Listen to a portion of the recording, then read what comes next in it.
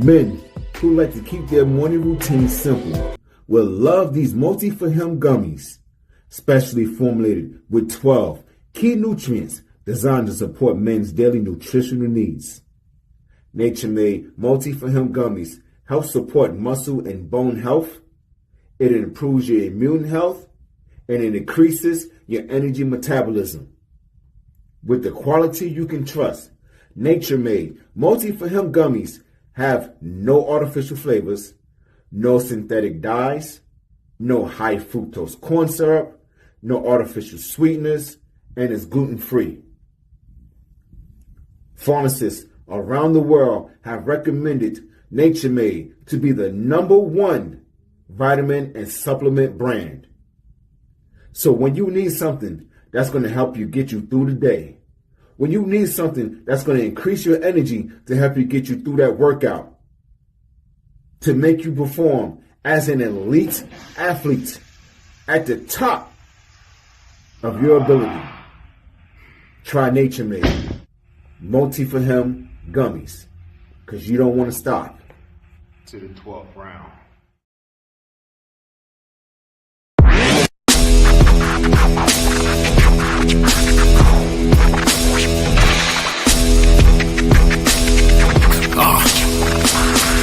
Hell, welcome to the Terror Dome. You should be heading home, cause you could bring all of your ninjas and the Technodrome. I rip right through your flesh and bone and mental capacity. Flood your mind with atrocities and copious tragedies. This dark Sabbath is a lesson in street. Behold the church of the ghetto, feel the words when I preach. Amen. Let the Lord say a prayer for me. They don't end up in front of someone banging their trigger. Living life like a war pig. Fuck the law, I'm getting mine. Let the others figure what the cost is. Purchasing the fortress on gorgeous acres enormous. Car park full of foreigners and women just waiting on us. We living the dream.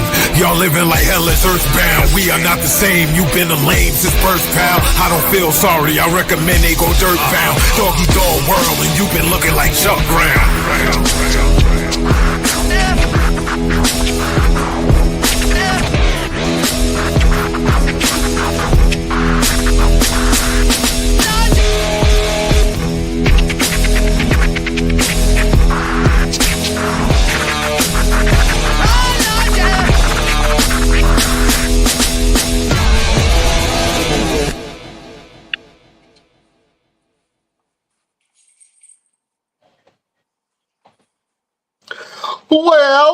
Well, beautiful people, best damn nation.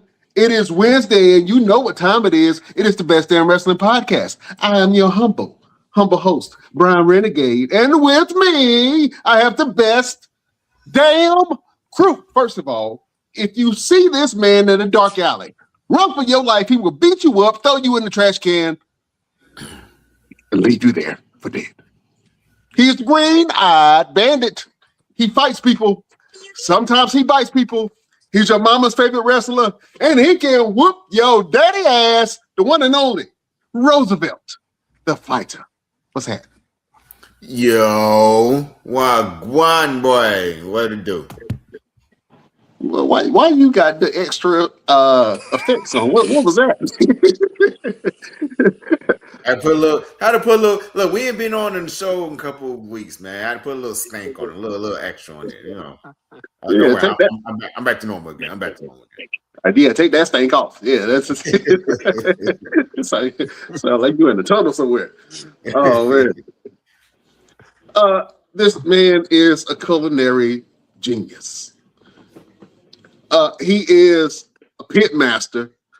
He is a North Carolina barbecue representative, the one and only king of flavor, Sir Chop, is in the building. What's happening? What it do? Oh man. Man, I'm good, man. I'm trying to grow my beard like y'all's, man. I don't know what it is. What are y'all using? Juices and berries? Huh? That's what you want to call it. We can't say too much. Got that soul glow in the beard. That's what you want to call it. Hey, I got a question for you, Brian, because we are live on Bigo, whatever it is. Bigo. Yeah. Yeah. You got a filter on yours right now with a bunch of flowers around your head. What is going on there? Well, ain't nobody tell me that. Hold on, wait a minute. How do I take the filter off? Let me need you to fix that. I had no idea. What up, everybody in Big? I have no idea why my face is all starry like that, but y'all just gonna have to accept it until I turn it off. I guess it's what it is. Don't just look at the Outcast shirt. Just don't look at the stars and stuff that's on my face. But anyway, shout out to everybody that's on Bigo. There's a lot of y'all on Bigo. Shout out to everybody that's on Bigo. Shout out to everybody that's on YouTube and Facebook and Twitter and Twitch. We love y'all and we appreciate y'all for being here. Y'all are, y'all like family to us. You know what I'm saying? Y'all are cousins. You know what I'm saying? So welcome. If you have not checked out this show before, we are the Best Damn Wrestling Podcast, and this is the Best Damn Crew.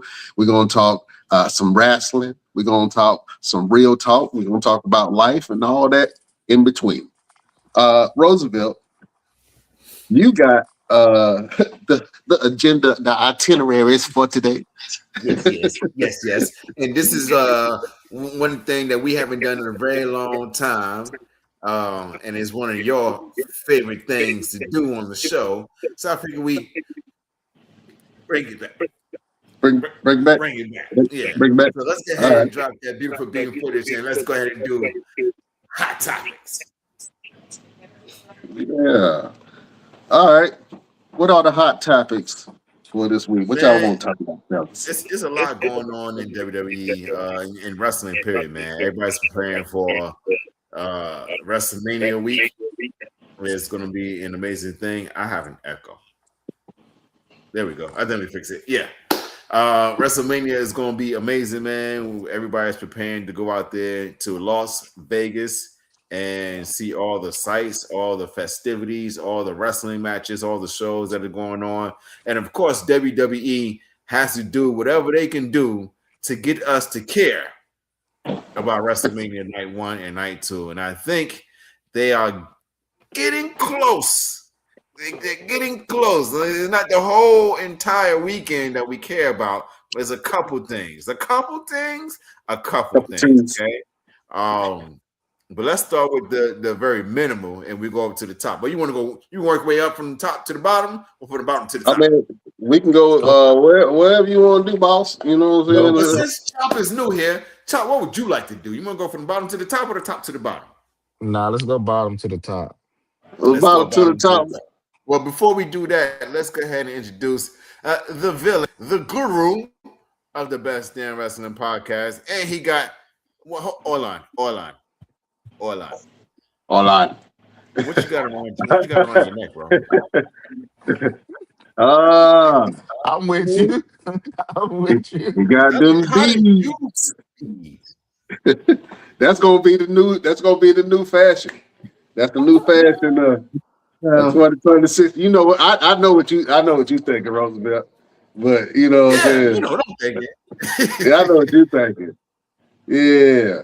All right, look at this Oba thing. You don't jump from Gunther to Oba, huh? You done found your guy. That's about to be my new guy right there. Since the guru come up here with his beads on, let's start there then. You know what I'm saying? And with the whole entire culture, feel like we about to get retribution. We about to be avenged. Man, y'all ain't gonna get. Yeah, but all our ancestors, because Obafemi went in there and laid Brock Lesnar ass out.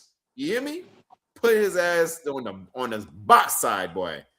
So how y'all feel about that, man? This past Monday, Brock Lesnar returned. He stepped in the face of Seth Rollins, or what we thought was getting ready to happen to Seth Rollins, ended up becoming Obafemi coming out there and putting Brock Lesnar on a running path back to wherever he came from. So how do y'all feel about what happened this past Monday? I'm going to ask y'all a question before we get into that. Did you believe it? Yeah, you see that tear in his eye? Yeah. I think it was believable, yeah. Okay. I think it was. All right.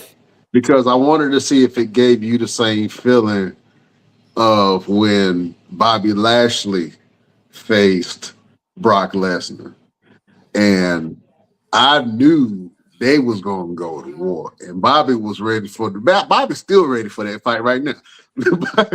Bobby, Bobby made us proud, man. Omos kind of let us down, but we understood, politics, it's wrestling, you know what I'm saying? But I think that there is an air of, hey man, we need revenge, and this is our guy to certain communities. Even Kofi Kingston tweeted about it. You saw it, he was like, "Avenge us." Yeah, he did say. Oh man, LP. Let's ask you the question first, man. Are you excited to see Obafemi versus Brock Lesnar? Yeah, I think that it was the only person that Brock really could have faced. I know people were talking about Gunther. They were talking about LA Knight. Those would have been both squash matches. I really think he probably would have squashed Gunther too.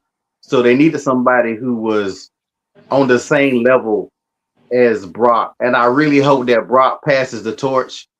Fun fact: Brock has never lost to a black wrestler clean. Never. He lost to Bobby Lashley, but you remember he lost to Bobby Lashley from interference. I think Drew McIntyre or somebody interfered or something in that match. And that's when he lost to Bobby Lashley. But he has never lost to a black wrestler clean. So I'm hoping that he allows Oprah to get that moment, because a lot of people gave Brock that moment when Brock came out. The Rock did it, Stone Cold, all those big stars gave Brock that opportunity when he was coming up. But Brock really hasn't done that for other people as much. And what is Brock about to retire anyway? So what is he got to win? What is he got to lose from this? So I'm really hoping, because he should have lost that second match to get to Omos, and I think we all talked about that then. So I'm really hoping that this is he gonna pull that trigger. Yeah, because he's done this year, right? I think so. And if he's gonna retire, it's probably gonna be Man, let's ask Chop, man. What you think, man? You think Brock versus I said Oba. Oba is a good thing. Are you excited about that? Do you want to see that? Who you think gonna come out on top? I am excited. Like I told you the night it happened, I was like, yo, this might have been the best open Raw they had in, I don't know, since it's been a minute. But Yeah. I definitely think Oba.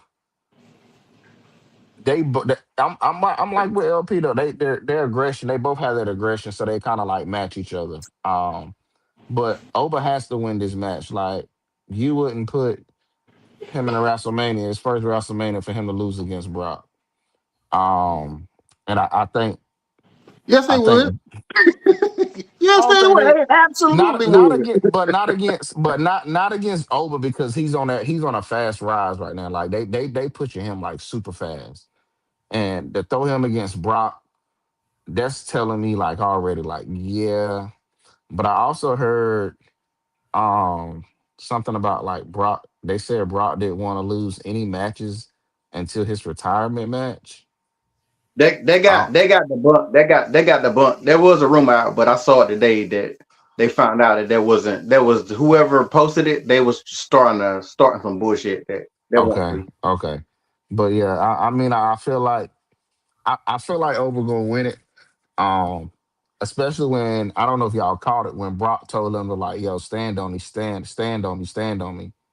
And so I kind of see like Brock trying to maybe like, all right, this what you got to do, trying to hand him those keys maybe. So yeah, Oba got to win it. He got to win it. Yeah. This is what I will say, man. I think, and I'm gonna let you go in the second, Roosevelt, but I think that Brock don't get enough credit for being as giving as he is in the wrestling business, because he's helped a lot of people along the way elevate their character, elevate their storyline, elevate themselves just by facing him. and he's giving it up a lot of like probably one of my favorite Brock matches, and I don't think it gets a lot of like, was Daniel Bryan versus Brock Lesnar. I thought that Brock Lesnar was killing Daniel Bryan. I thought he was just ragdolling him in the ring, and then at the end of the match, Daniel Bryan started to come back, man, and I was like, and there were times with Seth Rollins where he allowed other wrestlers to kind of elevate themselves in this star off of Brock Lesnar. So I think that as a professional, I think he gets a credit or a rap of being a badass, but he doesn't get the credit that he deserves as far as him being able to elevate talent. You know what I'm saying? So I just had to say that piece. But Roosevelt, what you think, man? Brock versus Oba, are you excited about it? Absolutely, man. I'm very excited. I can't wait to see how it all unfolds. Honestly, I hope they open the show. I'm gonna be honest with you. I hope they open the show. Either night 1 or night 2, don't matter. I hope they open it. And because I really believe Oba Femi, I mean, if you watch an Oba Femi match, you know it's gonna be some hard hitting, it's gonna be athleticism, it's gonna be some wild moments, it's gonna be some oh shit, I can't believe he just did that type moments. I mean, look what he just did on Monday Night Raw when he popped that man up and had it on his shoulder, and I was like, he just threw him up there like he was a bag of chips, like, and he held him up too, like, and held him up there, and you can see Brock communicating with him like, yeah, I'm good, go ahead. And he was like, all right, blah, and I was like, yeah, he planted Brock Lesnar. Yeah, and I haven't seen nobody throwing Brock like that. Like that. I didn't even see Big Show throw Brock like that. Yeah, I mean, he yoked his ass. I mean, he did. This is for my people. Yeah. And the biggest thing for me is the believability and the emotion behind it. And I've seen some people talking trash about the man tearing up in that moment. But in honesty, anybody would have teared up in that moment. I don't give a damn who you are. You know what I'm saying? You just was given a moment to elevate you on a grand stage that 5 years ago you probably wouldn't even thought that you would be a part of. You know what I'm saying? Like, right. That's a big moment for him. I'm gonna tell you what really sold it when they showed Michael Cole. I don't know if y'all saw the joint with Michael Cole. He was like, he was like, yo, holy shit. But like his facial expression was like, oh shit, like he really did this shit. Yeah. and I feel like a lot of times they don't even tell the commentators what's getting ready to happen. I don't think they tell them everything that's going to happen so that way they can get that raw emotion, that raw reaction. You know what I'm saying? Because like I said, when he did it, and I saw it, I said, oh shit. He really about to do this for us. I don't know, man. I kind of feel like it's gonna be a gotcha bitch moment. I just, you know what I'm saying? You think that he went in and at the end, Brock just like dominates some more. It's like he'll beat him in like 2 seconds and shit. It's like, oh my god, wow, what happened? What? I need to see Oba Femi take a F5 and get right back up and just pop up. I'm going crazy. I don't want to see him go to Suplex City and then pop up. Take about 3 of and then pop up. I think that'll be a bigger pop than the F5. But you know take what? About 3 of those joints and then pop up and be like, yo. Throughout that entire segment, though, what stood out for me is we can clearly see Seth Rollins is not clear to do anything. You know, that man, the way he moved in that ring right now is just like it's showing tall tales of I can't really do too much right now. You know what I'm saying? And then the bigger thing, and if WWE don't capitalize on this, they retarded or something. Paul Heyman's new catchphrase for Brock Lesnar. He kept saying F-A Oh, F-O, yeah. F-A, F-O, F-A, F5. And as soon as he said it, I said, yeah, that's a shirt. That's a shirt. Fuck around in that 5. Yeah. I like that. I like that a lot. You know, I was like, yeah, that's dope. But you know what? Paul Heyman needs a lot of credit. Paul Heyman needs, he needs to be inducted into the Hall of Fame 2 times just for being Paul Heyman. Because there's nobody anywhere ever in the history of professional wrestling that's dedicated to whatever story he's attached to the way this man is. You saw his eye? You can tell, and I've heard stories that he would, if he knows he's supposed to be in a distress type of character or it's a distress moment, he wouldn't just literally not sleep for like 2 or 3 days just so he can have that realistic look. Like that ain't makeup, that ain't no special effects, that ain't no eye drops put in his eye. No, that's him just realistically took his body to that extreme to, you know what I'm saying, give you that portrayal. He's been in so much distress the last however many days he was gone. Okay. All right. I think that this is a good call for management. I think they have been listening to the people. I think they pay attention to the podcasts, you know what I'm saying, and what people are saying, because you can see that popular opinion is starting to move certain storylines in certain directions and push certain talent. So somebody listening to something. Mm-hmm. Somebody got their ear to the streets. You know what I'm saying? Because it seems like they are making that shit. Now, they could have put Brock against anybody, because anybody could have got that spot. Gunther was a surefire, yeah, he gonna get that spot. LA Knight needed something to do. Why not? He would antagonize Brock and put on a horrible wrestling show. Horrible wrestling. I can't advocate for LA Knight no more, bro. I can't. I be trying to defend him, but I can't as well. I can't defend him, man. This is just getting to the point where it's like, no, you gotta help yourself. You gotta help yourself. And even though they took it super personal, and I'm gonna shift gears real quick because I want to talk about another match that's on the card, Roman Reigns versus CM Punk. They took it super personal. I don't think it had to go there, but it did, and then the Usos kind of jumped into the storyline. And it seems like we're about to get Bloodline 3.0. I think only one's gonna come over. What's my boy name? The short one. Tonga, the short Tonga. Tongalore. Tongalore? Yeah, I feel like he might be the only one that, like, you know what, I'm gonna come join Roman.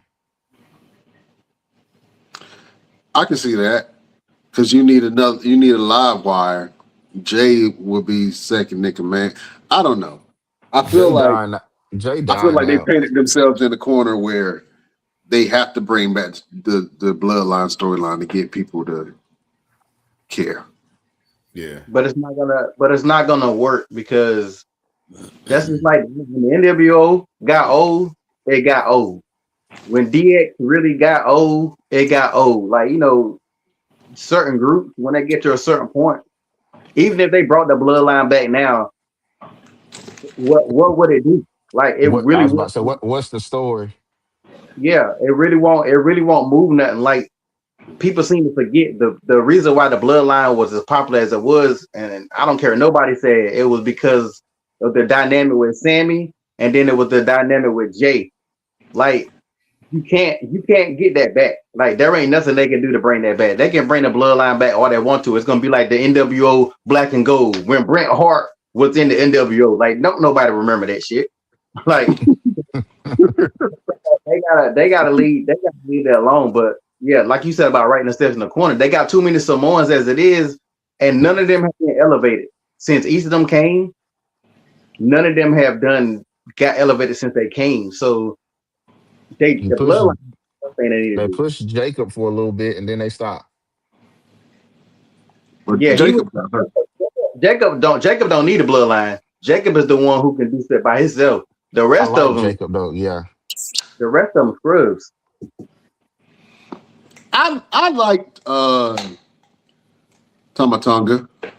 I like him too though. I like that's They, the they short get one, right? ready. They get ready to push him to do some single stuff by himself. I I like think him. I so. like him and his character. I like that Yeah, shit. hey, I'm a fan. I'm a fan, bro. And I believe him. And he kind of reminds me of Jay, like the intensity, that you know what I'm saying, that focus. I love it. I think once he gets over, he's going to really get over it. And I think he deserves it, man. He's been in New Japan doing his thing. He's been all over the place. And he's been in the WWE for some time now. You know what I'm saying? And I think that he had a point where he was getting over with the fans, and then they pulled him back for some reason. I didn't understand that. I was like, the yeah is getting over. You know what I'm saying? Like, y'all don't see this? they Because pulled get him hurt. back when they started that Wyatt Six, them and that Wyatt Six mess. That's when they pulled him back. Well, he kept getting hurt too, so that was the other issue. Yeah. And we can talk about why 60 another time. That's a whole nother topic. That's a whole nother topic. But yeah, man. So we're gonna have Roman Reigns versus CM Punk. How do you guys feel about this match? And like I said, they went super personal. There was a line in there that CM Punk said, you know, I'm gonna bury you next to your father. I thought that was a little extra. You know what I'm saying? But I felt like the reaction was dumb. Like he said he that was to your yeah, face, and you ain't do nothing about it. You just let you him ain't walk do right back. nothing. And your Nothing. cousins had to come and slap some teeth in this mouth. And call Yeah. you and tell you, hey man, you ain't bring your ass to work. We got to do something. You gotta do something. The issue for me is if they do bring back the bloodline, then it just proves CM Punk's and everybody else's point that Roman can't win by himself. Well, I'm gonna be honest with you.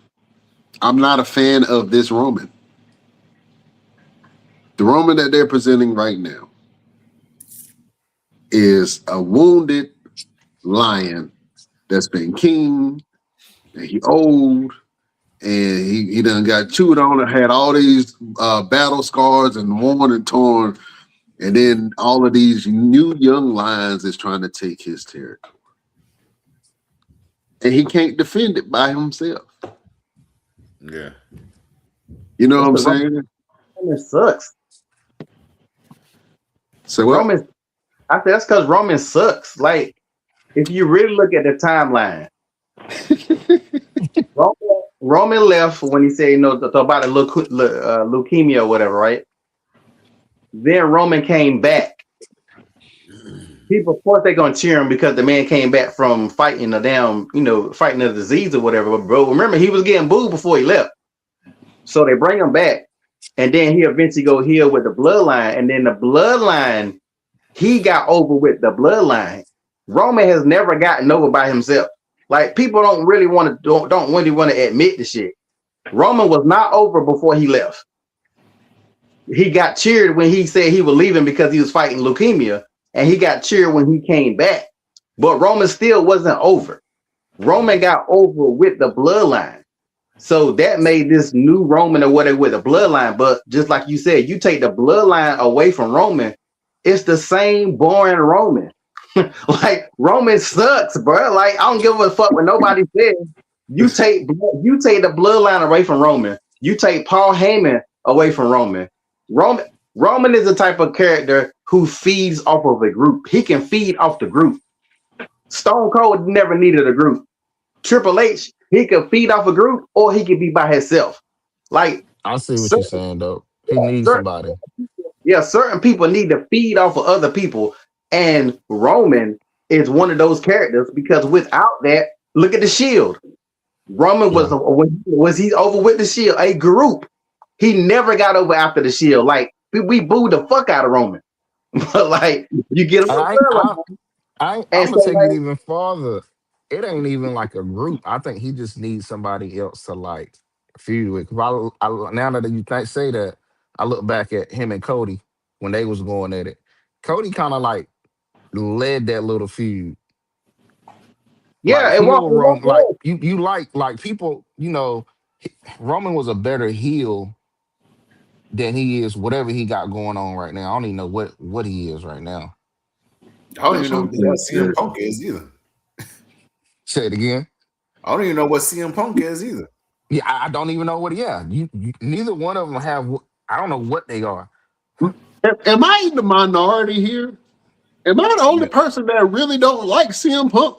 I appreciate him and everything, but I don't want to watch this dude wrestle, bro. I don't know why they keep throwing him to us. I feel like we're being force fed CM Punk, and the fans are just blindly cheering for what?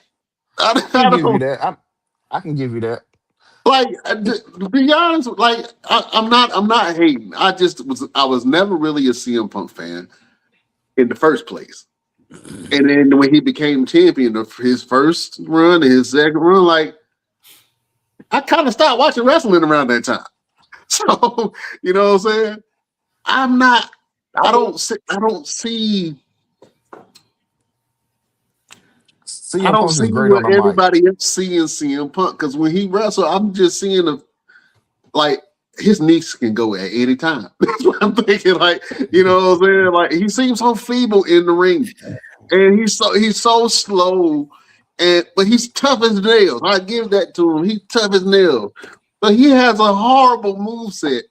And he steals other people's movement, and his finisher is great. But it's like, maybe I'm hating. I don't know. Y'all tell me I if I'm mean, wrong. I don't see. I I mean, don't see he this. only got 3 moves. Huh? He only got 3 moves. Yeah. He got I the never, knee. He got the knee in the corner. He got the Anaconda Vice, and he has the GTS. I never thought he was the best in the world, as he used to always say. I just think Never. when CM Punk was on, it's because of his. It's His mic. because of on the mic. It's the way he talked trash about everybody. That's what really got him over too. But like, and now he be gassed. CM Punk be gassed doing the promos. So like, one of the things that the people don't want to admit is this version of CM Punk is the version of CM Punk that the old CM Punk would have hated. Like he hated corporate. This is corporate Punk. They should have. Thank you. Yeah, That's what it is. corporate Punk. Like, Punk. he kissing Triple H ass just to get the belt and all the other stuff. Like, and the people, the diehards don't want to admit it. They see I never it. thought about that, Pete. That's deep. Huh? You just opened up a whole can of worms with that one, boy. You're right. This is corporate Punk, and I think that's probably what my problem. Like he contradicts himself, and maybe I'm the only one that would kind of see it. But I don't know, man. Yeah, this is corporate Punk, 100%. Corporate Phil. Corporate feel. There you go. Because even Corporate Roman Reigns Phil. ain't even calling this man by his work name. He calling They him by calling his him real name. Phil. How disrespectful and direct is that for somebody to call you by your real name while you on stage and you know, like you know my stage name. You know my stage name. If I was CM Punk, I would beat him until he say my name. Say my name. Phil. It was when he hit him with that mic. It was funny though. Yeah. I think Roman done beat him. They don't need to keep on doing these promos because Roman already done beat him 3 times in a row. That's why he used that cheap heat about his dad because he know he didn't have nothing to say.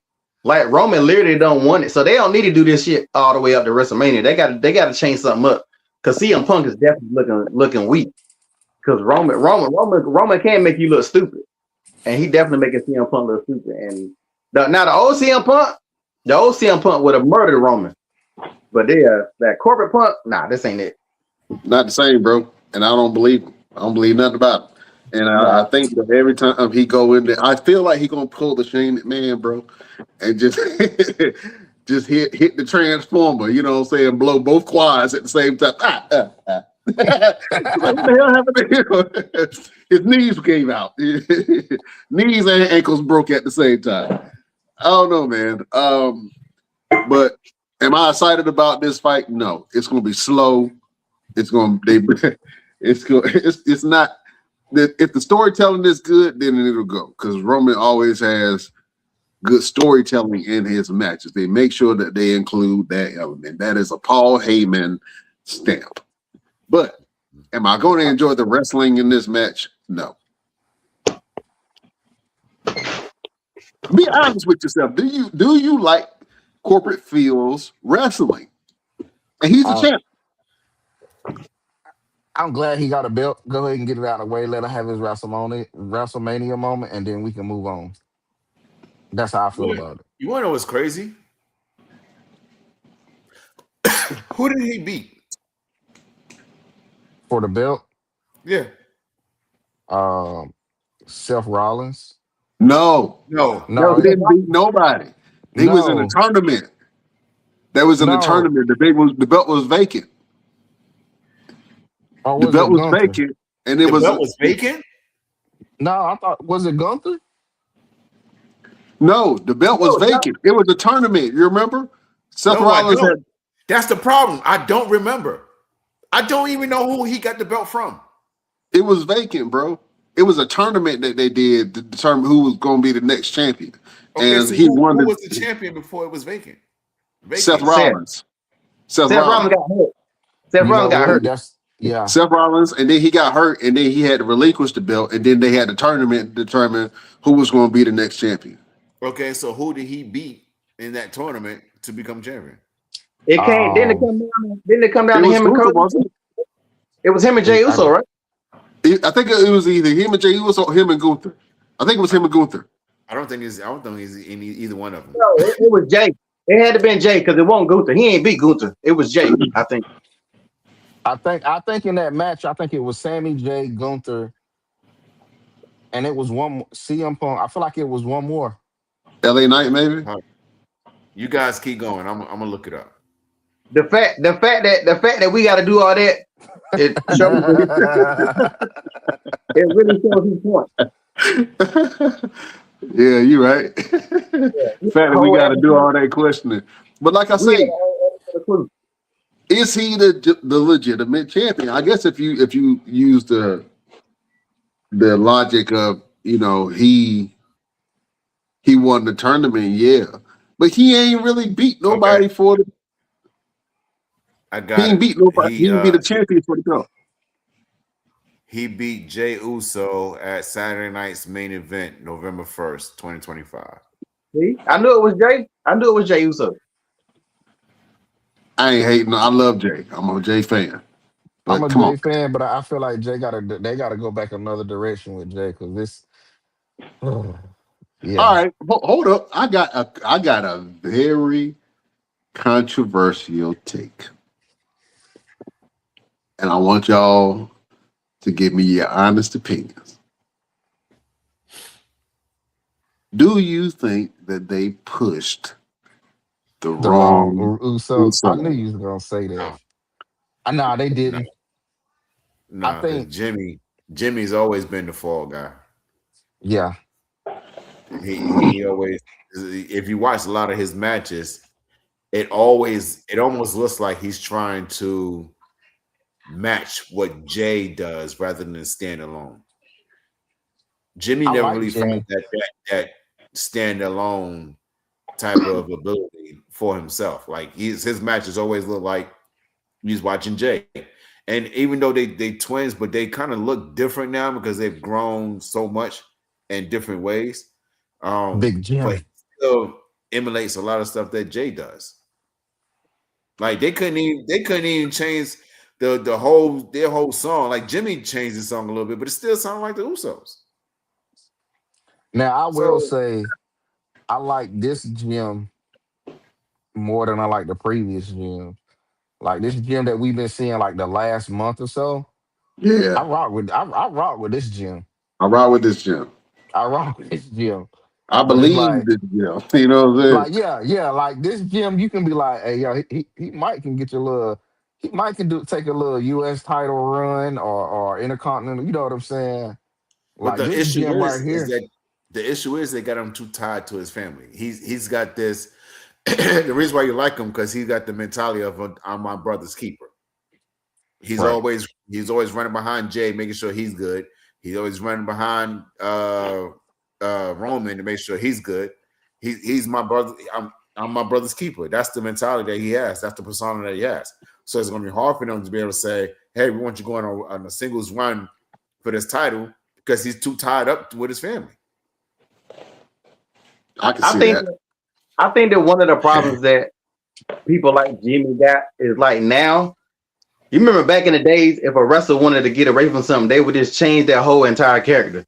Like they would change that character completely, and then you either get over or you wouldn't get over. Wrestlers now, they won't really change. They won't change their character out the blue. Like Jimmy can't be no luchador or no shit like that. But like when you look at He like absolutely could be one of the Americanas. they got You know enough of what I'm that. saying? He could be like a funny kid. Because at one point in time, he was being a little bit funnier, and he was kind of getting over with that too. But Yeah. they didn't push the envelope. They really could have pushed that, and he could have branched off on his own. But like they're not. Jimmy's not that good in the ring to do that, and I think that's why they won't do that with Jimmy. Like you notice it more when he by himself. He ain't like Jeff. He's not like Jeff and Matt Hardy because Matt was better than Jeff. Jeff was doing all that high flying shit. He was the most popular one, but Matt was better than Jeff. So Owen Hart was better than Bret Hart. You could argue with your mama. Owen Hart was better than Bret Hart in that damn ring, but Bret Hart was he was that top. He was that top dog. And I think Jimmy's just a tag guy. Everybody can't be a solo guy, no matter how good you are. And Jimmy is a tag guy. I don't know, man. I would agree with you, but I've always thought that they were going to push Jimmy first. If the Usos, back in the day, I was like, when they decided to split the Usos up, I thought they was going to push Jimmy because Jimmy was funny. Jimmy was really entertaining in the ring, and Jay was a little bit more quiet. But Jay actually broke out. And I think that the bloodline storyline was the best thing that happened to the entire family because it highlighted the entire family, both on screen and off screen, more than it has in the past. You know what I'm saying? So now you have this dynamic where both of the brothers are now a tag team again, but there's no real tag team division anymore. Yeah. So it doesn't matter. You know what I'm saying? That they tag team champions because y'all disbanded and a lot of the tag teams are sitting backstage trying to figure out what we's gonna do, how we gonna get on TV. You know what I'm saying? You keep seeing the same matches, like put some new teams together. Like, you know what I'm saying? Do something different. Something. You know what I'm saying? They are starving out the Street Profits. They are starving out the Motor City Machine Guns. I saw them last week for the first time, and I don't know when. Bro, and they put this random team of R-Truth and Damian Priest together, which it would have made sense. The War Raiders. Yeah, you killed off the War Raiders with one dude, and I love Oba, but that was the wrong move, bro. That was the wrong move to do. You could have gave anybody. You could have put any two random superstars there. You made the War Raiders go back. You made the War Raiders go to NXT. You could have called me.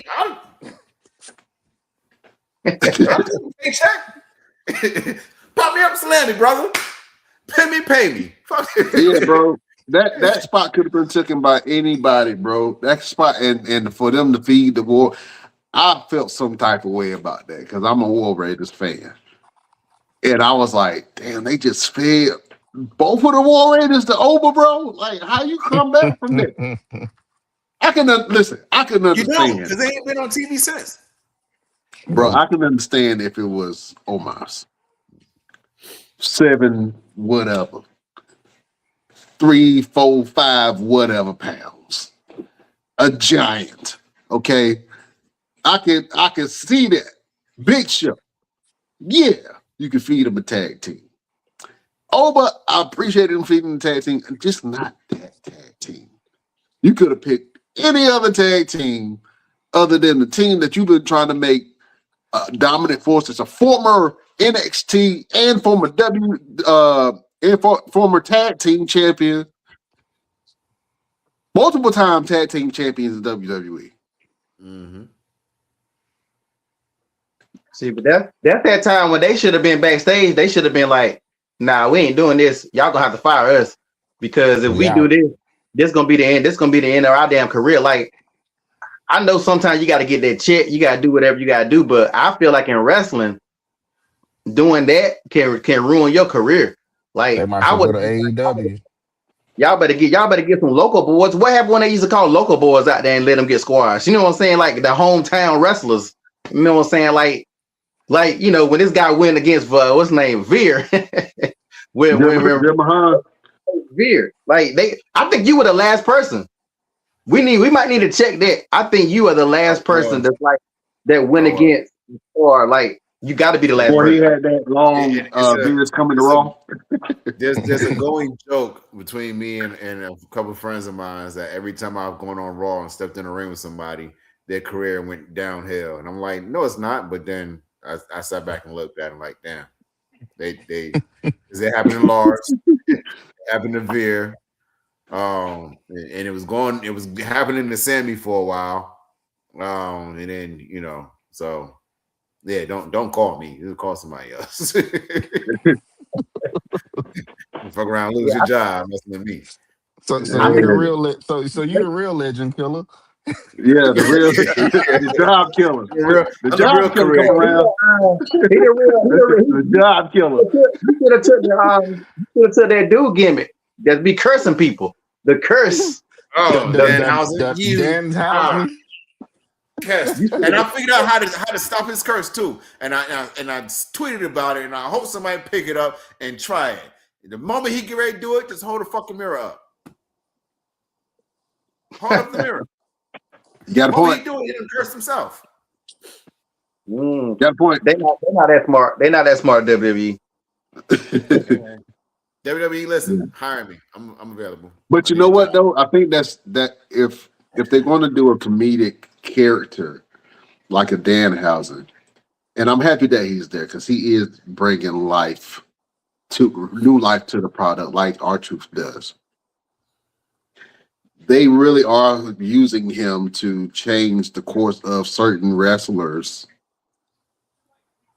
trajectory without having to explain why something happened. It's a smart move to have him there because you can just have somebody, all right, yeah, we're gonna dead that storyline, and the fans be like, why you kill that storyline off?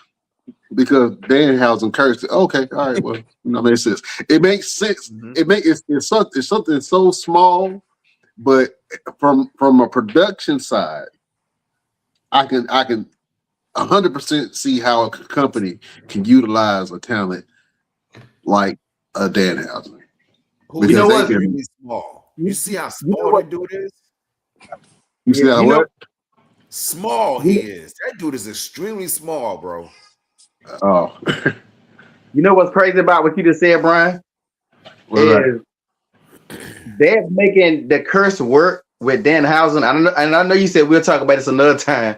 The Wyatt Six have not been able to make that whole that magic shit work for like 3 years. This Danhausen came in 2 weeks, and everybody believing in the curse.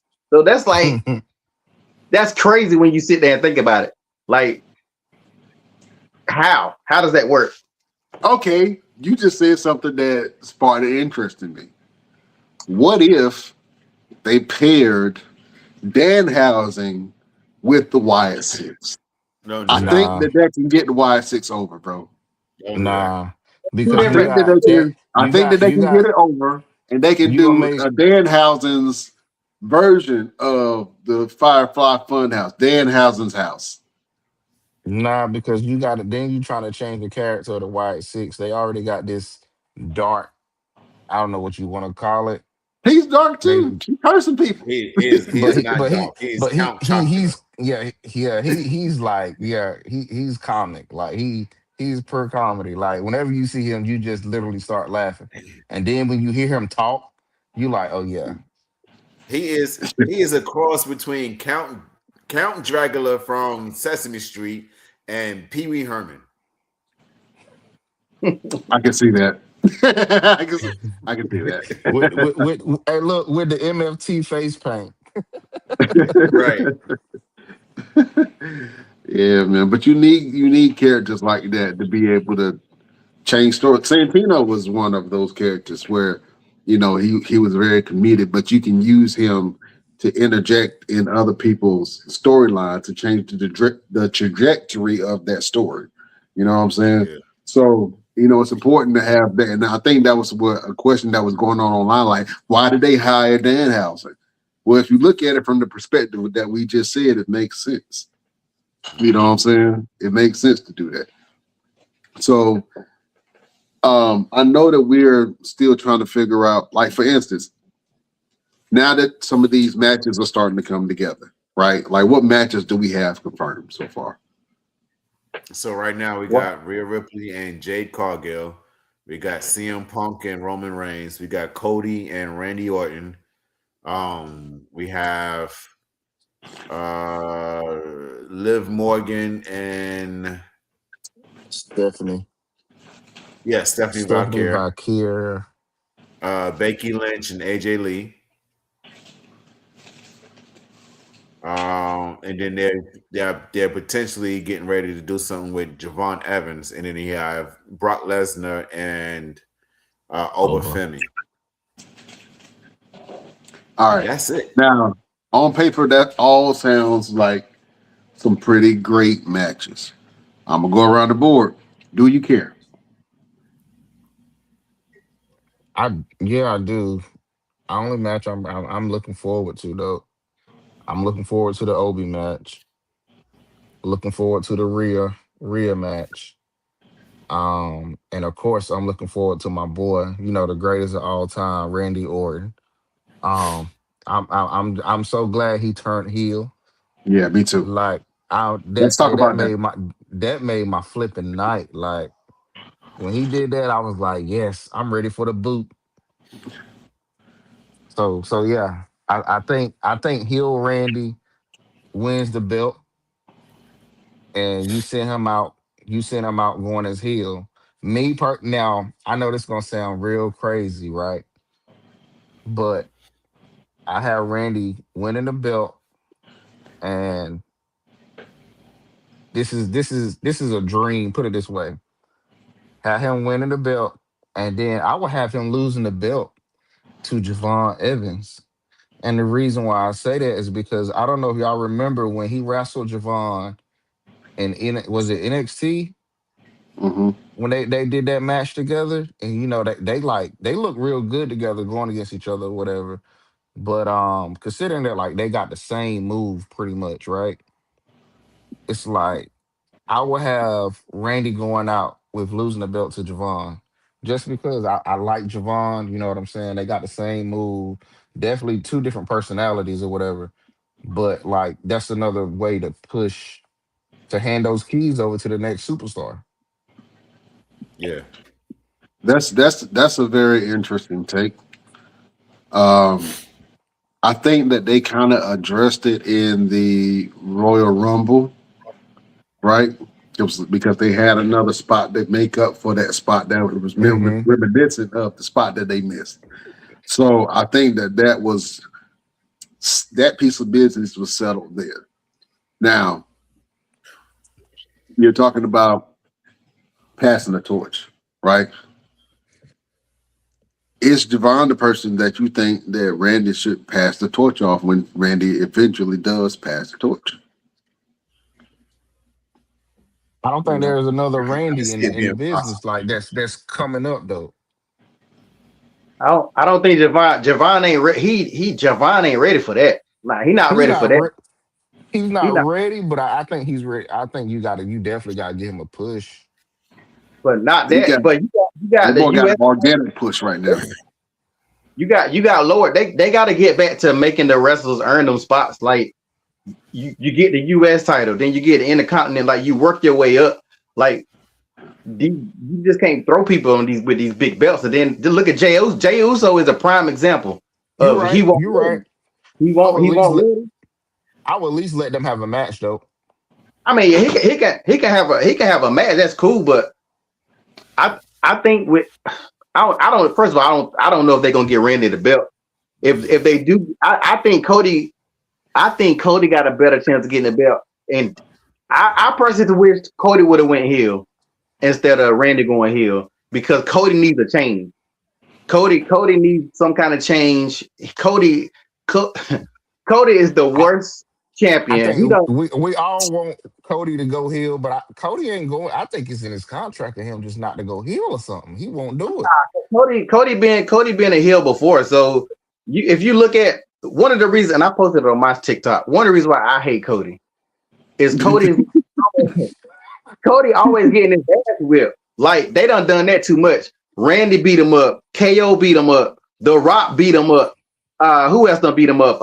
Drew McIntyre done beat him up like 2 or 3 times in the bus. And the shit that pisses me off the most is when Cody gets whooped, he don't get no get back. Like the next episode, he might be talking or saying some other shit. Like if you beat up Stone Cold on Monday, that next Monday Stone Cold driving in there with a damn with a monster truck. With the 4-wheeler. You can't whoop my ass 1 minute. Like look at all that shit that the Rock did. You know, a lot of people saying that Randy talking to the Rock on the phone, but look at all that mess that the Rock did to Cody. And then on Saturday Night Main Event, he clapping for the Rock, talking about, yeah, that man spit on you and whooped your ass with a belt. Like Cody sucks, bro. Like that's why I can't get behind Cody. Even if he turns heel, he's still gonna be. That's the only hope. Maybe he can do something, but if they don't got good writing, it ain't gonna matter.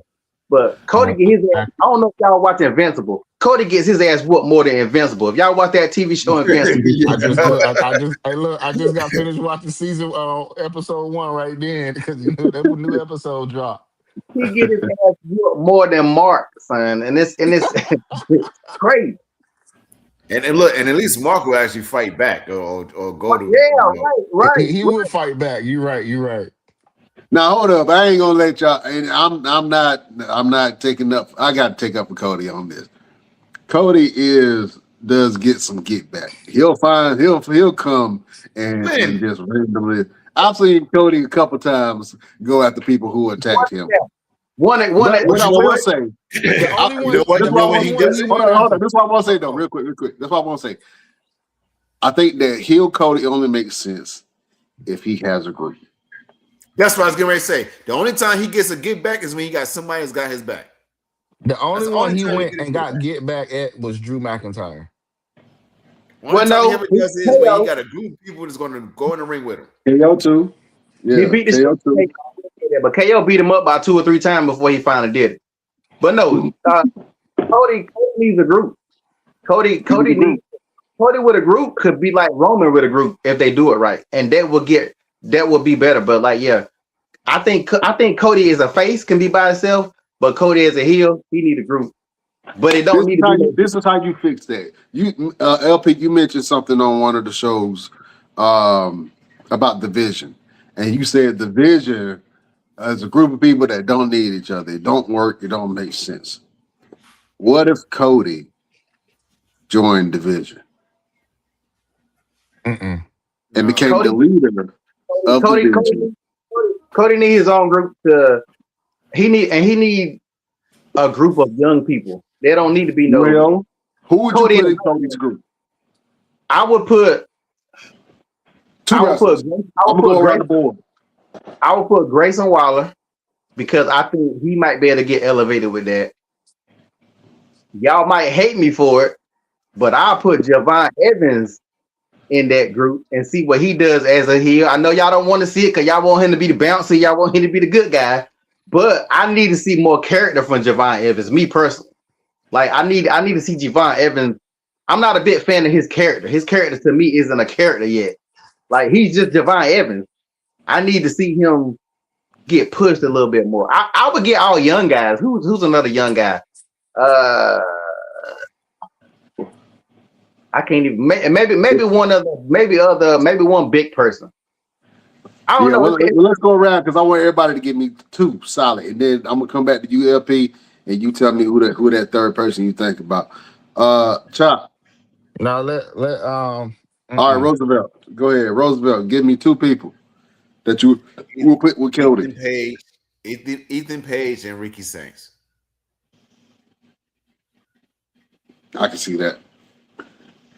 Yeah. That's it. That'll be perfect for him. Yeah. And they rock with Cody anyway. And they got that tie with AEW. And Cody kind of influenced both of them to kind of come over. Hey, what about an AEW squad? Put Jay Cargill, Ricky, anybody who went to AEW. You could do that and call them the New Age Outsiders. WEA. we. Yeah. They could build off of that and even kind of mention I know they're not gonna mention AEW, but they can all kind of mention, a little bit of some other, they used to be together in another place or something like that. That might work. That and that group works really well, Roosevelt. I can see that. I think that Cody needs muscle though. He needs somebody with muscle that can not the way these guys work. Not the way these guys work. If you really want Cody to be a heel, because we all know Cody can fight, right? But I feel like he needs at least one muscle and one apprentice. And if I had to think about the muscle, well, you just built another evolution. Exactly. Yeah, hold on. What was the group that Cody was in? That it was him, Ted DiBiase, Legacy. So your group, it wouldn't be Legacy. Legacy didn't have no muscle. Huh? Legacy didn't have no muscle. They didn't have a muscle because they were all. They did, Roosevelt. They had Jimmy Superfly Snuckerson for a little bit, but I think something didn't work. Don't forget, he was in it for a little bit. Maybe one of his sons. It was another Samoan that was in that group for a little bit. He was a bit dude. I think it was Jimmy Superfly Snuckerson, cousin or nephew or something. Yeah. Hey, give them 7 people. They say they want to make him a Homelander. Give them the 7. If you watch The Boys, everybody get that reference. Just give them 7 people and have them be on some Homelander shit. Yeah, I can see him. I can see him in the fact. Yeah, I would love to see a big faction. I think the biggest 2 factions right now are the Y6 and the MFTs. They both have 5? Yeah, 5 people in them. And not doing nothing. Yeah. They got to be some of the worst. We probably got 4 of the worst factions. Those 2. Judgment Day now. This Judgment Day now is trying to end that shit. And Division. This might be the worst. This might be the worst era of groups in the history of WWE. Damn, when you put it like that, man. You still got the bloodline, but the bloodline ain't really the bloodline no more. Nah, bloodline. They're gonna bring that shit back. Watch, because think about this. They brought the Shield back 4 times. Shield-ish, they had these matches where they had to click up again. So the bloodline right now is on their 3rd, 4th click up. You know what I'm saying? So Either you build a new one and give people what they want. This is how I feel. I feel like if you want to bring extra blood to the bloodline and you want to make them a true faction again, you would have Roman unify everybody. And have have the whole entire bloodline showing force from Roman, the Usos, the MFTs, all 5 of them.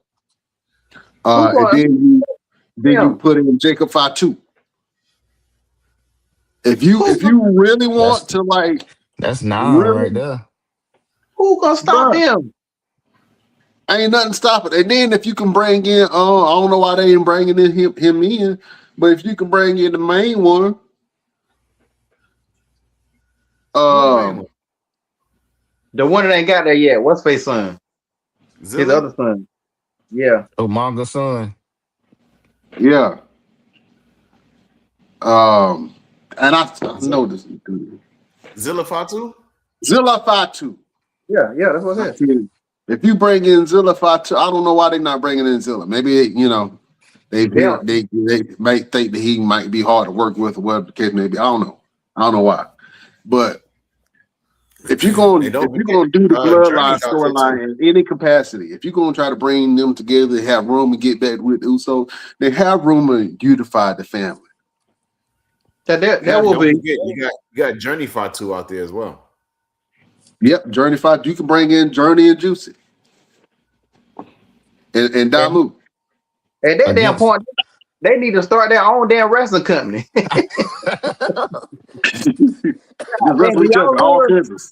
Do y'all remember when the corporate ministry combined, when it became a corporate ministry, it was like 30 damn people. The corporate ministry was like a rap group at a awards.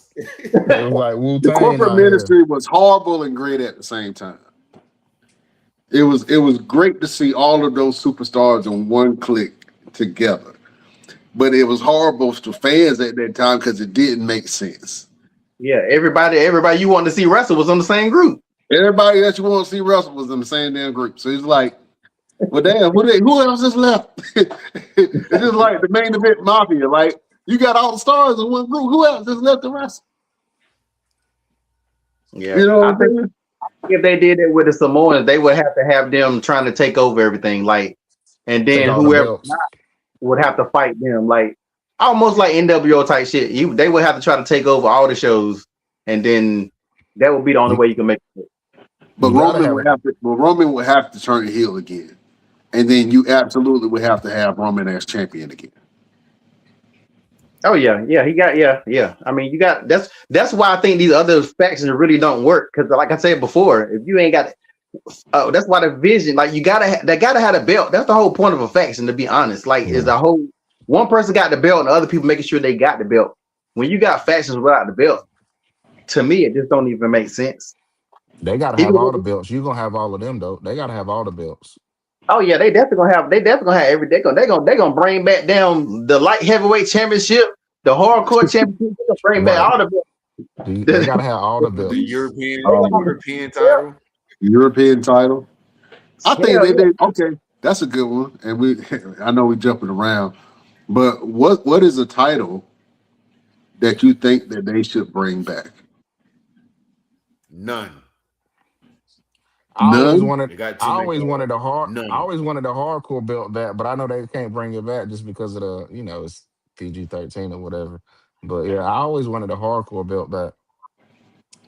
Look, damn PG-13 now, the way Cody Rhodes and left all bloody. Take that back. It ain't even PG-13. It's just too many commercials. Yeah, that's it. I think the commercials is killing the experience for a lot of people, especially older people. I can't watch a full episode of Raw or SmackDown when it's playing live. I got to watch it afterwards. There's too many commercials. You know what I'm saying? When you watch, at least when you watch it on Netflix, and then you wait till it's over, you can watch the whole entire show without the commercials. But watching it with all those commercials, man, it's like it turned me off. Like I'm about to go sleep. What All right? Netflix you got? I still got commercials when I watch it after it's been aired. I can fast forward through it, but mine still got commercials. He got ad free. I got the ad free one. Yeah. He got a big. I can He got still that. show ads on the ad free one. He got that money. He got money. It's probably connected to an old plan or something. Y'all start counting pockets. Anyway, You know what's really crazy is like when it came to Netflix. I'm assuming that you wouldn't have to worry about that shit because it's on Netflix. Or like when they end the show and they go to they ended it and they still fighting the commercial. You remember back in the days they be like, "So we don't give a damn how long this gonna take. We gonna stay with this." You know what I'm saying? Like they don't, and it's so crazy that they don't do stuff like that now. That's why these fans be thinking we be complaining too much, or we the old people complaining. If they knew what we knew, they will feel the same way that y'all got more ads, y'all got less matches, but y'all paying more money. You pay more money to watch it. You pay more money to go see it. That's why, like, you can't expect older people to really be like, man, I ain't paying that money and go see 3 matches in 4 hours. Right. And I'm sick of seeing these end credits like it's a damn. Oh my god! Just to see Paul Levesque, name right there, like, so golly. And what's his name? Jeff Fittings or something like that. yeah, it's like y'all should be ashamed to show y'all name because most of these shows suck. Bro, I was looking at WrestleMania tickets. Now I know they're fluctuating. They're probably going down because they need more people to buy. But I looked at for like 2 tickets, $2,000, and I'm like, I can't justify me paying that for a show. I'm trying to think. Is it what else is it? Something that you could like really justify yourself paying $2,000 for one ticket? No, unless I'm gonna get in the ring, unless I'm gonna be able to be close or something. I ain't paying that kind of money for nothing. Think about it. Just what star would you want to see so bad that you would pay $2,000 for a ticket? Nah. I'll pay that money for Beyonce if I got a room afterwards. my own kids. I would pay that to go see my own kids if they were competing in something. But I'm not going to go see no. I ain't doing it again. I'm gonna like you. If they showing, if they recording $2,000. If I'm going to see my kids, I'm getting in free anyway. Straight up. Why ain't nobody competing? Straight up. But bro, I was thinking like, damn, dude. And last year, me and Roosevelt was up there. $19,000 for 2 tickets. And we was up damn near in the nosebleed. Hell no. For 2 tickets? Don't nothing else come with these tickets. It's just that won't even the backstage we're getting a meet and greet. No. That was just the regular ass seat. And I was like, I can't justify me paying that much for. And I don't know. And I think it was through On Location too. And usually they have different package, but this they did have like 1 or 2 perks, but it still I couldn't justify that. I would rather go buy a Subway and sell sandwiches and shit. It's been 2 tickets on WrestleMania, bro. I'm good. That's crazy. Yeah, which is man. sad. It's sad because I never made a WrestleMania and I always wanted to make one. Now I'm never gonna see a WrestleMania. I'm gonna see it from my TV. Nah, they got it. Yeah. I've been to 2. I've been one as a fan and one as a worker. Well, we're gonna get it to a point where we all just gonna go off the random one year. I'm claiming it, but it won't be this year. It won't be this year. Are we all gonna put in an application to work backstage or something? That people don't. I'm gonna go ask, can I be a caterer? Hey, straight up. We can get you in that catering room, Jack. It's a wrap. How many on your staff? It's 5 of us. 5 of us. I'm gonna do most of the cooking though. It's five Yeah, of them. yeah, I'm gonna do man. all the talking and chopping it up. Like, yeah, man, yeah. I wrestle too. No, you do. Right. Yeah, man. That's I good. think You want that some more food on my plate? Yeah, okay. Yeah, I got yeah. I feel like this is the longest wait to be excited about WrestleMania that I've ever been. You know what I'm saying? Like I don't feel the same excitement. I don't feel the connection to it. It feels disconnected in a lot of different ways. I got a And question since you said that. yeah, Off the card that we just saw, right? That we just talked about before the matches even hit. Like, what would you grade this WrestleMania from just off you. on paper? I would say a C. It feels like it's gonna be I feel like a C show. I don't know. I would say I a don't know. B. Hold I think on. I can't say that. over. If I'm just looking at it on paper and I'm looking at the matches, it should at least be a B. Yeah. It Yeah. should at least be a B. I say But the What you D. got, reality L? is what was the last pay-per-view that you actually thoroughly enjoyed? Mm. When I watched the old one on Netflix, Like, think about it. What was the last pay-per-view that you watched that you was like, oh my God, that was amazing. I'm so happy I saw this. that Royal Rumble, was it a Royal Rumble we watched that time? What was it? Was it the Mania? What was the Mania when the Street Profits was in there and we watched it online? That might have been like the last time. Was that the Mania with The Rock? Did we watch that together? The Mania with the Mania with the roster 2 years ago. 2 years ago, yeah. Was that the one when Cody dethroned Roman? Was that the one you talking about? Yeah. Yeah, but that was also the one. Wasn't that the one with Charlotte and Rhea? Like there was some good. If I ain't mistaken, there was some good matches. I personally, and I think people don't want to admit it, I personally think WrestleMania is no longer WrestleMania. I don't see nothing that's going to happen in the next few years to make it get back to where we rated at. Re-rated at the stuff that we grew up with. You got to lower the bar, because what is going to change in the next couple of years to make WrestleMania get to how it used to be? They got to do a lot. They would have to do so much work, because the stars, there ain't no stars. The stars on the stars. They're not putting on really good matches like that. Not everybody. Even to me, this card is weak to me. I think other than the Oba and Brock match, which I just want to see Brock lose, I don't care about none of these matches. CM Punk is old and he can't wrestle. So that CM Punk and Roman match, that's not gonna be a good. Yeah, that's not gonna be a good match. Good story. It's gonna tell a good story, but I don't think like wrestling wise, I'm not. I like Jade, but I don't think Jade is good enough. And she might prove me wrong. I don't think Jade is good enough to have a match with Rhea like the Rhea and Charlotte match was. Like it need to be on that. Now this is the chance to show. Good. But Jay, I don't feel like Jay. They needed Bianca not here.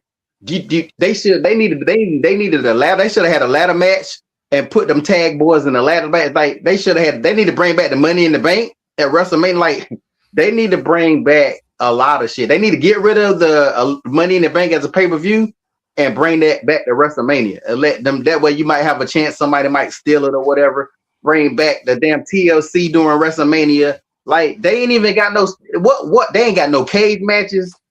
Have they met any other matches like any special match? Huh? No stipulations.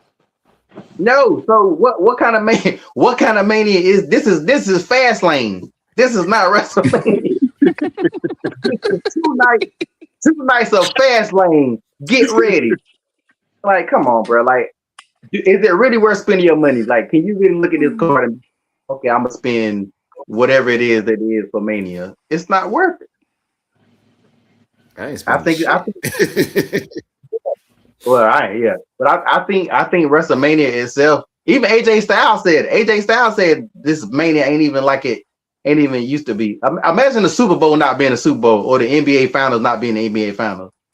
The WrestleMania is now just a regular pay-per-view.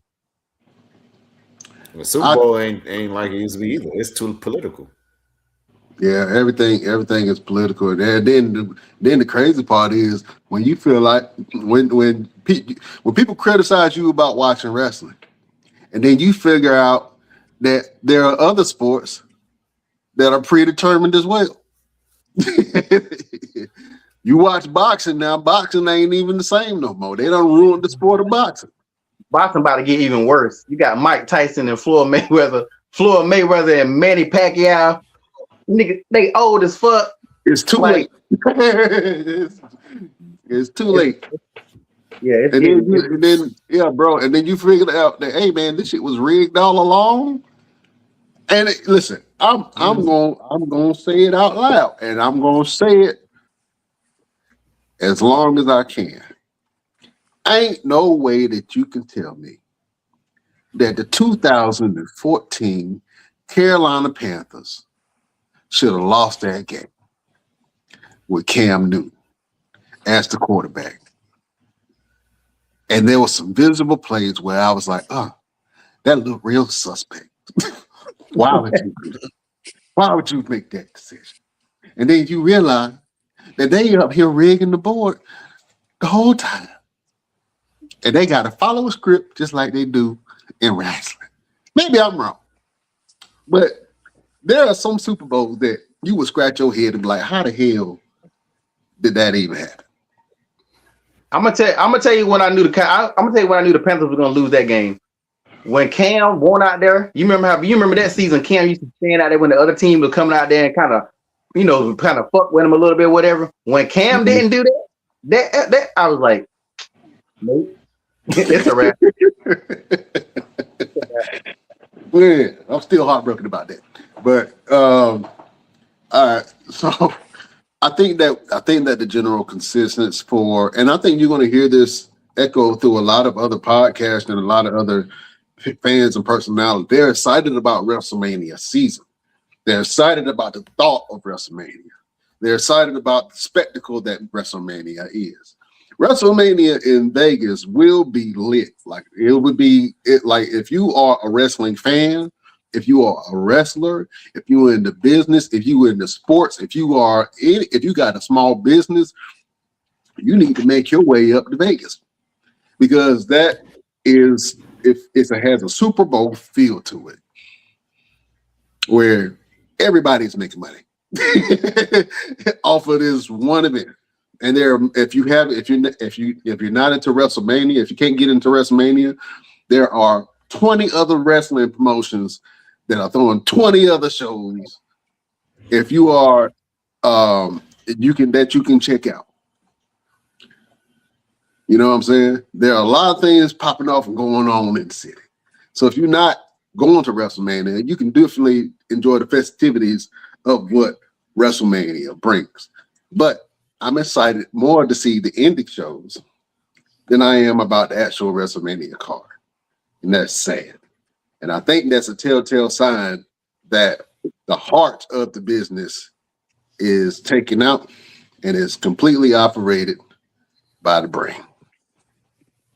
And one of the biggest events that's happening out there is this one. Absolutely. Mall Mania, Vegas, Battle for Sin City, April the 18th at Neonopolis in the Quad. We will be taking over downtown Las Vegas for the biggest wrestling show outside of WrestleMania. Thousands of people will be there. Thousands. Live performances at entrances. Some of the top wrestlers in the country have already signed on the dotted line. I still got people reaching out to me now. I just had a message come through from a guy from Panama that wants to get on the show. Wants to get on the show. It's gonna be big, y'all. It's gonna be big. Is it Carlito? No. Is it Carlito? No, it's not Carlito. Hey, we need to holler at Carlito though. I don't even think he doing. Is he doing anything now? Hey, he could be good. All right, that's a good. You know what, Pete? I want to ask y'all this question. Yes. I want to ask y'all this question. If you could see anybody, if you want to see anybody on a Mall Mania show that's on the independent scene right now, who would you choose? It can be a legend. It could be somebody that's on the independent scene. It could be somebody that used to wrestle for WWE. It can be somebody that wrestles for AEW right now, as long as they ain't directly under contract. You know what I'm saying? Like, who would you want to see? We got like one or two, maybe two spots available. AEW can wrestle still, right? And they can wrestle indie shows, right? Yeah, we got two people already that's on the AEW roster that's on the show. Well, then MJF, turn it up. I would put MJ. I would have MJF, even if he don't wrestle. I have him come in there and talk shit. If I could pull one person out, it would be MJF. I can't see how much you charge it, but that's a whole nother question. I got a feeling he's gonna be like, yeah, boss, is gonna be about 20 G's. All right. I like your boy. What's his name? Will Ospreay. Will Ospreay would be crazy. Will Ospreay will go crazy. I like him. Okay. MJF, Will Ospreay. Who you got, Roosevelt? Karrion Kross. Yeah. I like Killer Kross. And he just put out a new challenge with somebody. He did. Yo, can we while y'all mention Karrion Kross, can we say how jacked up it is that WWE knew how much the fans wanted Karrion Kross, got rid of Karrion Kross, and then made Aleister Black and Selena Vega the same damn thing. Pretty much the T-move version. I think that's the most jacked up mess. They did that shit on purpose. Like, it ain't even cool. Aleister Black is better than that. Aleister Black could do. He's better than that. But like, I think that's the most jacked up shit. When there's a lot of stuff they done. That's one of the most jacked up things. And spit in the face to fans.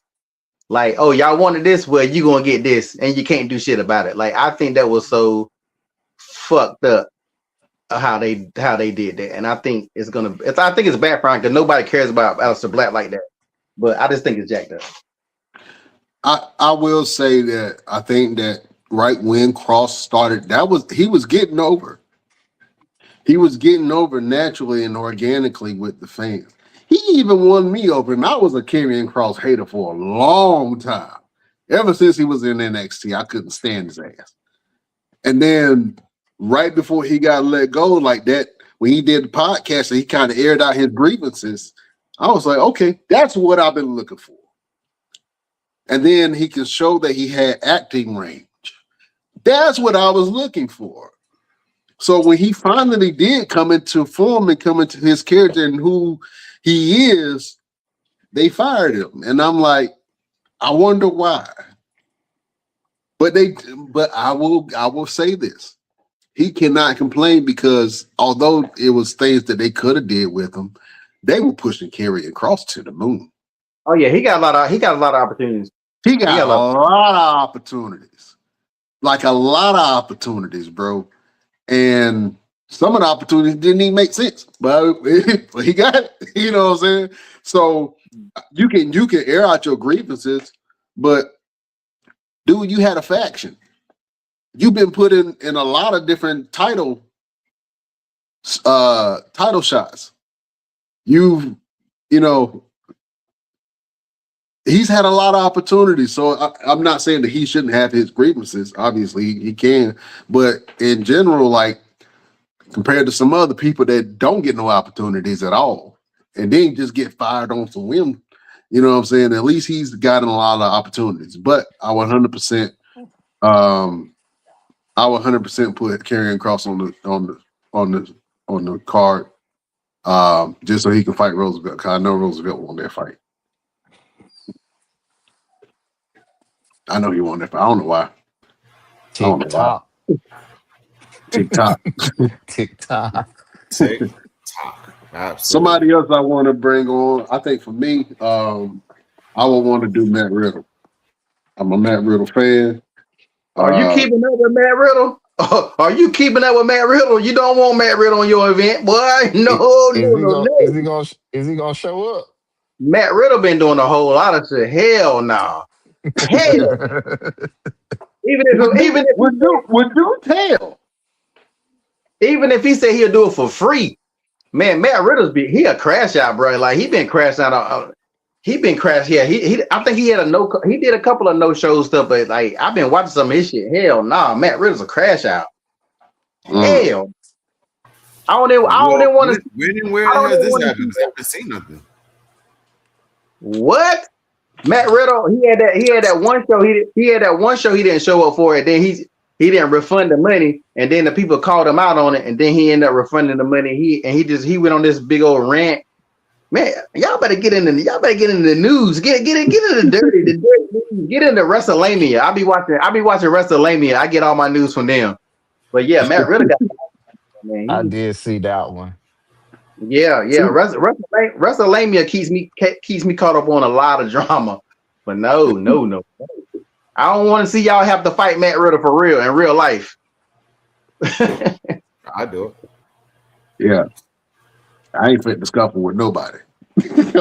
I'm leaving it at that. Yep, I might drive to Vegas too. I'm leaving it at that. Yeah. But yeah, man. I want to be excited about WrestleMania, but I am excited about WrestleMania season. And I'm excited what we're about to do, man. It's gonna be one for the city. It's gonna be one to remember. You know what I'm saying? And then we got Homecoming, our homecoming show in August that we're planning, and it's a 2-day event. And El Peasy, you know what I'm saying, is doing his Thug Thizzle and doing the second night of Mall Mania and shutting the whole entire region down with the Fashion Wars, man. Tell people about the Fashion Wars event that you're putting on. Oh man, it's going down as part of the event. It's gonna be a designer battle. Designers going head to head, models going head to head, music, live, hopefully some live bands. So it's just gonna be a totally different event. Nobody's ever done an event like this, period, in this area that I know of. So I'm gonna say nobody's never done it before. If I ain't never heard it, it ain't never happened. So Once again, we're gonna be bringing something new to the Greensboro area. Definitely tap in. We definitely been for none of us living in Greensboro. We've been putting Greensboro on. Right. Right. Y'all gotta start tapping into stuff that we bringing to y'all, because I know y'all don't got that much going on in the area. So definitely stay locked in with all that stuff we got going on. Absolutely. Hey, look, I want to do something in the Bull City, man. You know what I'm saying? That's why I cut my teeth at, man. Chop, what's happening in the Bull, man? It's a lot going on in the Bull. It's just the Bull is also oversaturated. But the Bull ain't doing nothing like this though. Not like, you know what I'm saying, Mall Manias.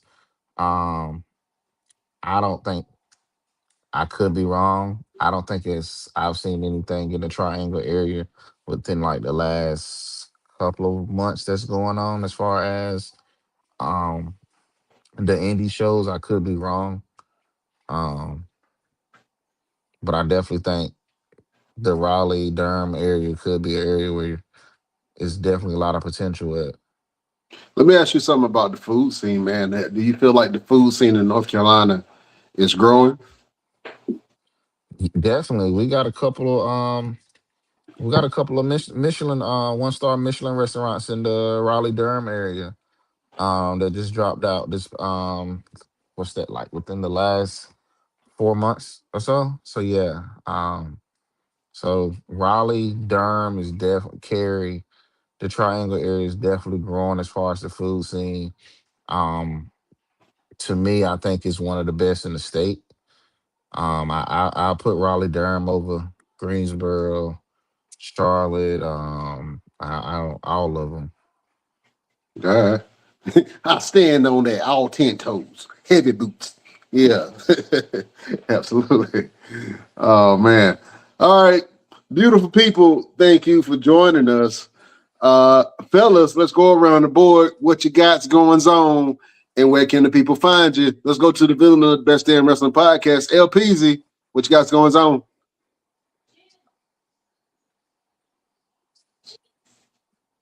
Chop, what you got's going on? March 28th, I'm gonna be in Fayetteville barbecue competition. Okay. Down at Haymount Truck Stop. I think it's like maybe four of us competing. Um, I think one of the guys has been on the Food Network channel, which I think is pretty dope. Um, so yeah, I'm excited about that. Like I said, March 28th, Haymount Truck Stop down in Fayetteville. It's from like 11 to 8.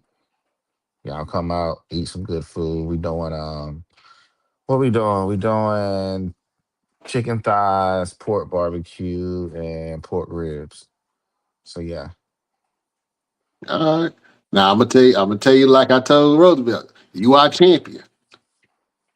You better go out there and represent. I'm gonna go do what I do.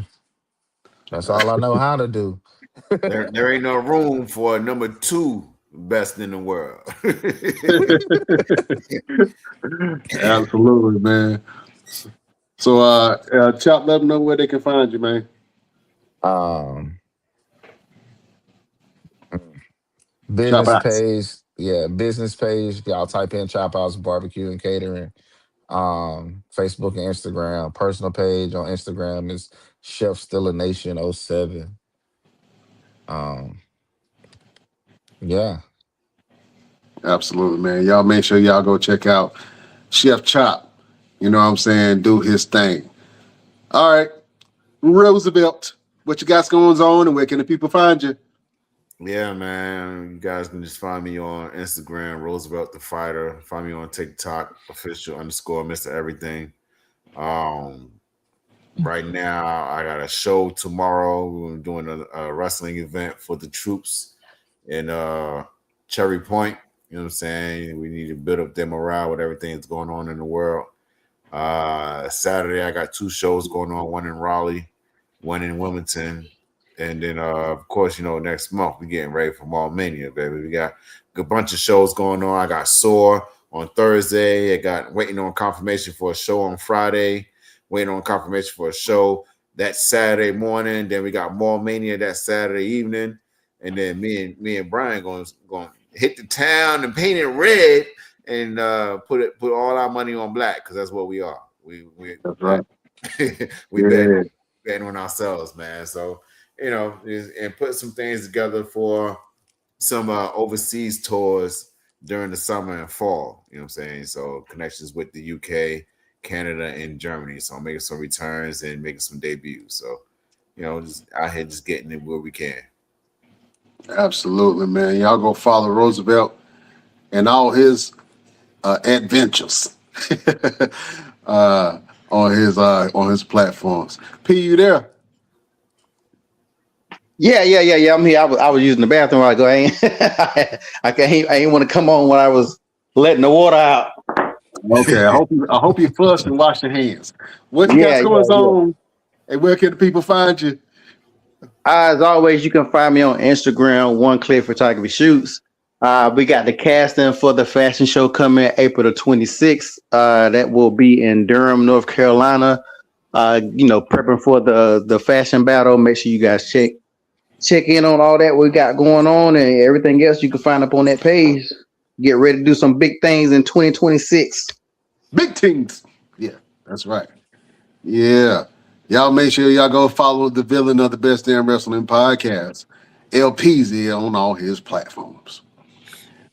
Beautiful people, you can check me out at Brian Renegade on all platforms. Of course, you can follow It's been a hot topic kind of thing, man. I ain't even know. Hold up. All right, there we go.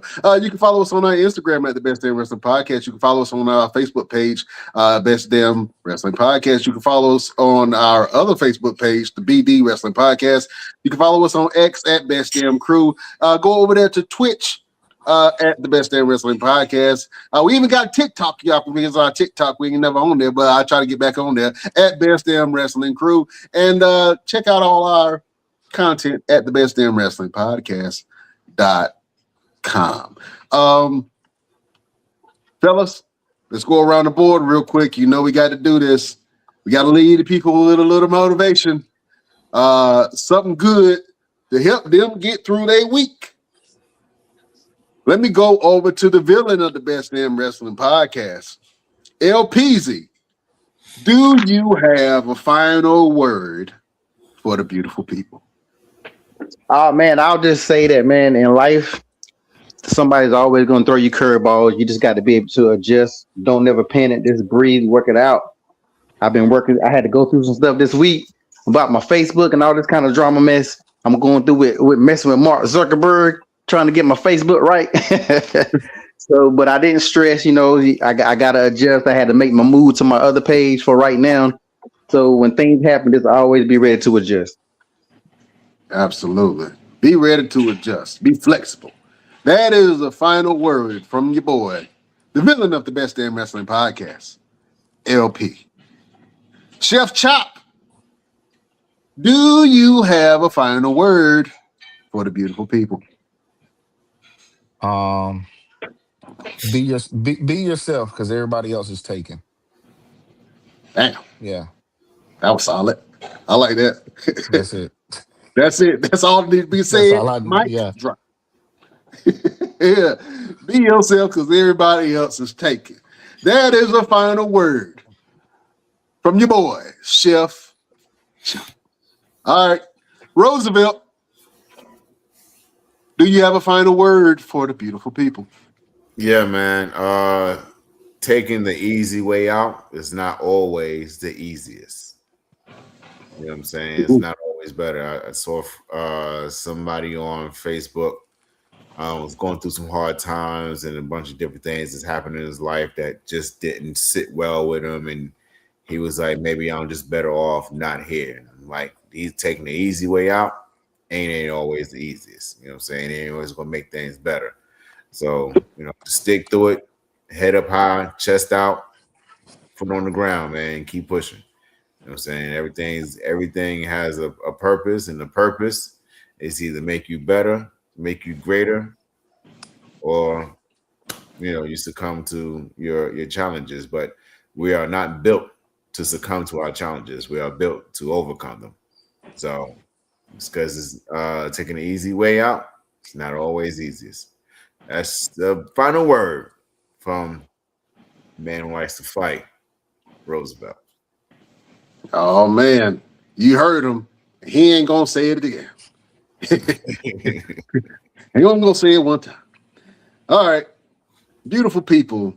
If I have to give you a final word, I'm up here looking at my shirt, and if you guys haven't seen, I got an Outcast shirt on. Probably one of my favorite bands and groups growing up. And I remember they had this song with the Goody Mob, and it was called "Get Up, Get Out, and Get Something." Yeah. So that's my word to you. If you feeling stuck, and I know a lot of people who are creative, sometimes we can get stuck. I don't care what kind of field you're in. Whether you a chef, whether you a wrestler, whether you a photographer, whether you in business, whatever. So you have periods of time when you feel stuck, or you feel periods of time where you feel like your life isn't going the way that you want it to. And in those moments, you have to get up out of yourself. You have to get out of your head. You have to get into the world. You have to do something different to be able to bring you to a different vibration. You have to be able to talk to somebody instead of being stuck in your head. You can't be stuck in one place. Nobody that feeling of being stuck or that feeling of being in limbo, you can break that by getting up, getting out, and getting something. So this is a word to all the hustlers out there. You know what I'm saying? When you wake up tomorrow, you don't feel like going to work, get up, get out, and get something. You know what I'm saying? Maybe you can change your trajectory. Maybe you can change the attitude that you have for that day. Maybe you can change the people around you. You never know who you might come in contact with, that you might just give them a word that might benefit their day. I go around all the time giving compliments to people. I don't care who they are, what they look like. Even if they ugly and they busted, I'll find something good on them. If they only got 3 teeth, man, I'm like, boy, that tooth in the middle, shiniest, boy, that shit shiny. You brush it every day, don't you? Yeah. You know what I'm saying? But when it comes to the things that you want, when it comes to the things that you are striving for, if you have goals in your life, get up, get out, and get something. Don't let the days of your life pass by. You got to get up, get out, and get something. Don't spend all your time trying to get high. You got to get up, get out, and get something. I can't remember the rest of the words, but y'all, yeah, I was going with it. Yeah, because you and I got to do for you and I. And that is the final word from your boy, Brian Renegade. All right, fellas. Marcus, you was supposed to help me out with that chop. What's up, man? You knew the words. Hey, you was going. I was flowing, and then I was like, I had a brain fart, like, damn, I love that song. Yeah. But anyway, we can't hold y'all, man. Follow us on all our platforms. Thank you for joining us. If you are going to be in Las Vegas, man, do yourself a favor and come downtown and check out Mania Vegas. Our event will prove. Ooh, I just saw something. Our event will send wagon in the wrestling world.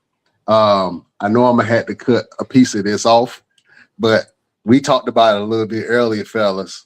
I think I do want to just show a little clip of this right here, if y'all don't mind. Go for it. No, well, no. Now Facebook gonna block me, so I ain't gonna do it. Hold on, I might try to show. I was gonna show that fight between you and Veer Mahan and something. It's loaded. I got my finger on the trigger right now, ready to press it, but you know, I don't want them to block this episode, so I'll show it another time. But beautiful people, thank you for joining us. You can follow us on all our platforms. We love y'all like play cousins. Check us out on the flip side. We bid you adieu.